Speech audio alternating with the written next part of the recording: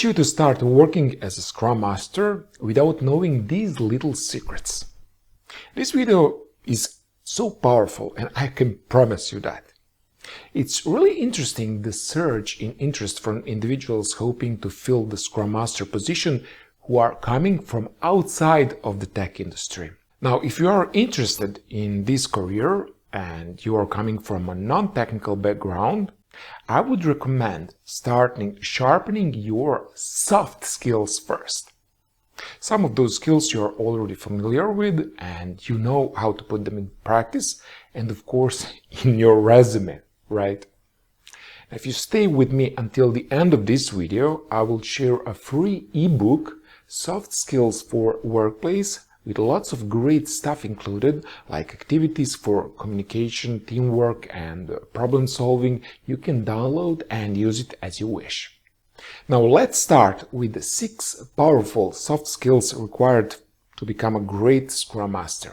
First one is teaching and coaching skills. So the main role of the Scrum Master is to coach and work with the team to adapt the Scrum framework.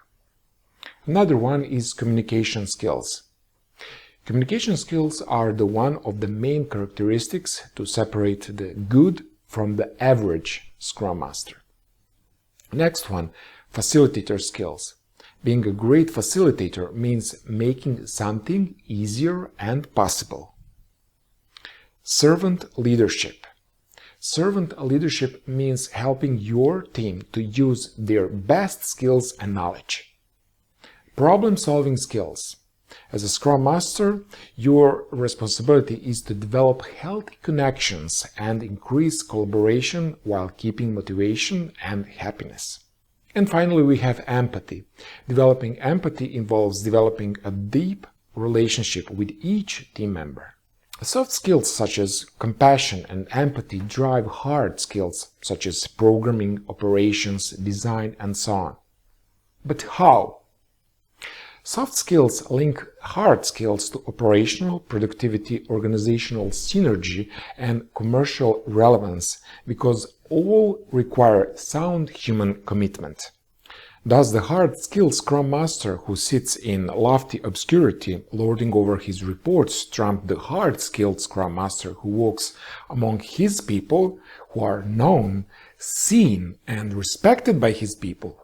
While the former might win some successes by forcing his hand for a time, his influence is fatally flawed because his power is not bestowed on him by his people.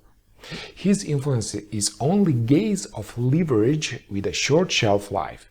Every downfall was triggered by the Scrum Master's inability to connect with employees on a tangible, meaningful level.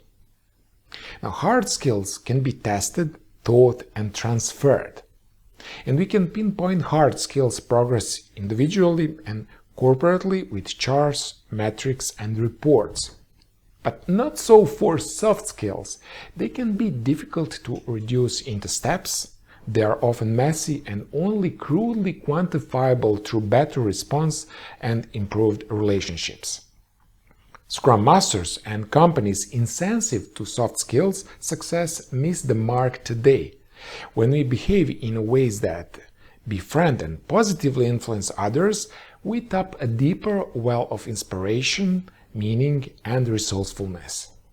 Hardwired into all of us is the desire to honest communication, to understand and to be understood. Becoming a meaningful in your interactions and the path to success in any endeavor is simpler and far more sustainable. But why? Because people notice, people remember, people are moved when their interactions with you always leave them a little better. Now, all these skills mentioned above are non-technical, meaning that anyone from any background could be capable of employing these skills successfully.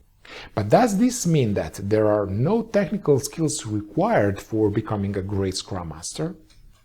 Not exactly. Truly effective Scrum Masters also possess a deep understanding of how their organization delivers software.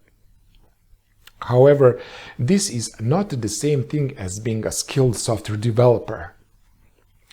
Great Scrum Master have a clear mental picture of all the steps their organization takes to deliver an increment of product to market and how each of those steps fits together. This doesn't mean that the Scrum Master understands every line of code used to bring a product to life or the specific nuances of each step of the product development pipeline. But they do understand how each step of the process fits together and how changes to one step can affect other steps. Does this make sense? Now, the goal of understanding these processes is to better position them to spot impediments that could be affecting their team, especially those impediments that their team may not even see themselves. And another goal is to help them to spot opportunities to improve and optimize that process so that team can deliver software more effectively. So while some level of technical understanding is necessary, the good news is that this level of understanding can be learned by anyone willing to invest the effort to do so. And one more important thing if you are just getting started as a Scrum Master. How to become confident in yourself as a Scrum Master. Momentum is a sense of certainty. This is for all of you who are implementing the Scrum roles and responsibilities, and you are not sure if it's gonna work because you have some fear. And so, what do you think about how much of your full potential you will put in when you are unsure and you think you might fail?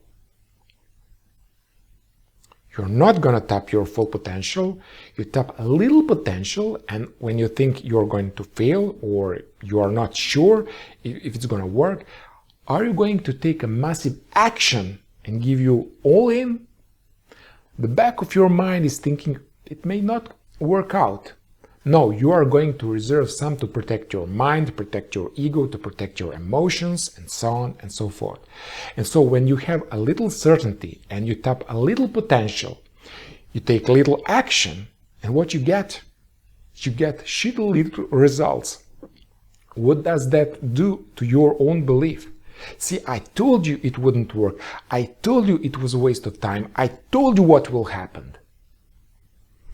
And if you do attempt it again, you are even more uncertain, you have less potential, you will put even less action, and you will get even worse results. And this is why some of you will never become a great Scrum Masters, just because of your beliefs. Now, the idea of this lecture is to move you away from your comfort zone and to get you to do the work and to practice. And then repeat it until you are certain. If you do this regularly, you will become more certain every day. You will start to believe in yourself. And then you will take much bigger potential, and then you will take massive action, and only then you will succeed. Okay, now it doesn't matter if you are coming from IT background or not, go ahead, get your free ebook and start building your Scrum career from soft skills first. Thank you for watching.